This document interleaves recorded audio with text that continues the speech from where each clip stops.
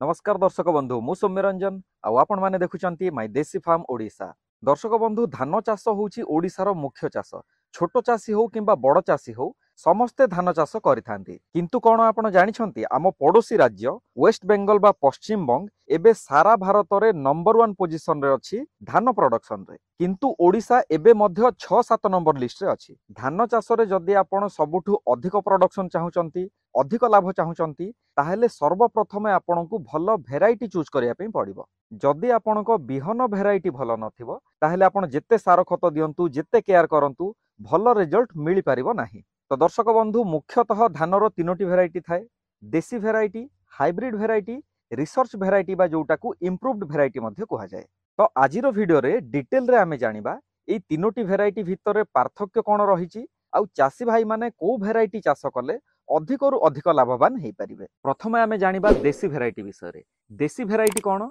देसी भेराइटी बा local variety जोटा की ओडिशा माटी रु उत्पन्न हेछि। आम पूर्वपुरुषरु जो धान को चाष करिके आसुचंती ताकू कहा जाए देसी भेराइटी। देसी भेराइटी धानरु बाहरुथिबा चाउलर स्वाद बहुत भल थाए। रोषे करिबा टाइम रे बहुत बढ़िया सुगंध आसे। ता सहित चाउलरु जो सब न्यूट्रिशन मिलिबा दरकार सेगुडा मध्य संपूर्ण मिली थाए। सेइथि पई आज भी बहुत लोक देसी भेराइटी को खोजी थांती आ देसी भेराइटी को बहुत पसंद करती। किंतु देसी भेराइटी कमर्शियली प्रॉफिटेबल नुह। काहे कि ना देसी भेराइटी रो रोग प्रतिरोधक शक्ति बहुत कम थाए आउ प्रोडक्शन मध्य बहुत ही कम मिली थाए। तो जो चासी भाई माने निज घर पाई निजे खाइबा पाई चाहुचंती ताहेले से माने देसी भेराइटी चाष करि परिबे। देसी भेराइटी धान जदि आपण चाष करूचंती ताहेले एकर पिछा 18 रु 22 क्विंटाल अमल पाई परिबे। एबे आमे जानिबा हाइब्रिड भेराइटी कोन? हाइब्रिड बा संकर प्रजाति जोटाकू कहा जाए। हाइब्रिड भेराइटी तैयारी करिबा पछर गोटे ही कारण थिला चासी माननकू अधिकरु अधिक प्रोडक्शन मिलू जहा फल रे कि सेमाने अधिक लाभवान हेई परिबे। आउ हाइब्रिड भेराइटी सक्सेस मध्य हैला।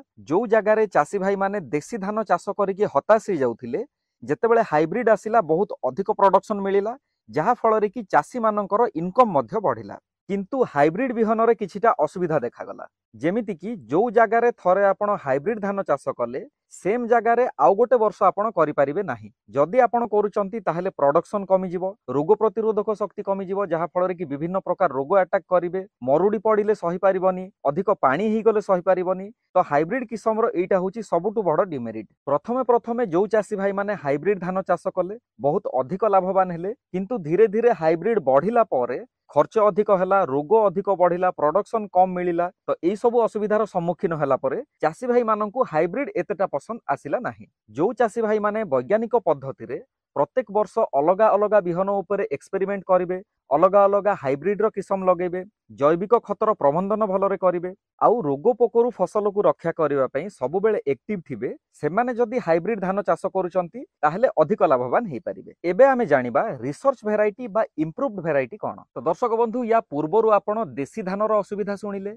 हाइब्रिड धानर असुविधा सुनिले। तो एई सब असुविधा को आखि आगरे रखी आम देशर साइंटिस्ट माने विभिन्न प्रकार एक्सपेरिमेंट कले जहा फल रे कि एमितिका बिहन बाहर कले जोथिरे कि रोग प्रतिरोधक शक्ति रहिबो, मरुडी सही पारिबो, अधिक पानी सही पारिबो, गछर उच्चता अधिक हेले मध्य गछ भांगिबनी, गोटे मूल रे पिलो अधिक आसीबो, धान केंडार साइज भल हबो, धानर ओजन भल हबो आउ धानर स्वाद मध्य भल रहिबो। हाइब्रिड भेराइटी रे सबुठु बड़ असुविधा थिला धान तो अधिक मिली जिवो, आपण यील्ड मध्य अधिक करिवे, बिक्री मध्य अधिक करि पारिबे, किंतु आपण सेई धान को खाई पारिबे नाही। काहे कि ना सेई धानरु जो चाउल बनिबो सेई चाउल रे ना बास्ना पाइबे ना स्वाद पाइबे।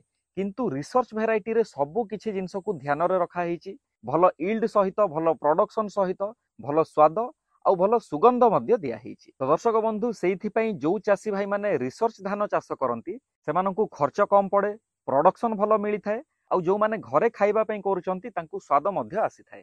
आमे जदि हाइब्रिड आउ रिसर्च भेराइटी को कंपेयर करिबा ताहेले प्रोडक्शन पाखा पाखी सेम, हाइब्रिड रे टिके अधिक होई पारे। किंतु जो चासी भाई माने रिस्क नबा पई चाहुचंती सेमाने हाइब्रिड करि पारिबे। जो चासी भाई माने रिस्क फ्री हेकी अति सुंदर भाबरे अति सहज भाबरे चाष करिया पई चाहुचंती सेमाने रिसर्च धान चाष करि पारिबे। आपण जदि हाइब्रिड भेराइटी रो धान किसम कोन कोन अछि आउ रिसर्च भेराइटी रो धान किसम कोन कोन अछि जानिबा पई चाहुचंती ताहेले कमेंट बॉक्स रे लिखि कि निश्चय जणांतु। मु बहुत शीघ्र ता ऊपर वीडियो नै कि आसीबी आउ एई वीडियोटी आपण माननकु केमिति लागिला कमेंट बॉक्स रे लिखि कि निश्चय जणांतु। पुणी थरे देखा हबा आउ गोटे नुवा वीडियो रे।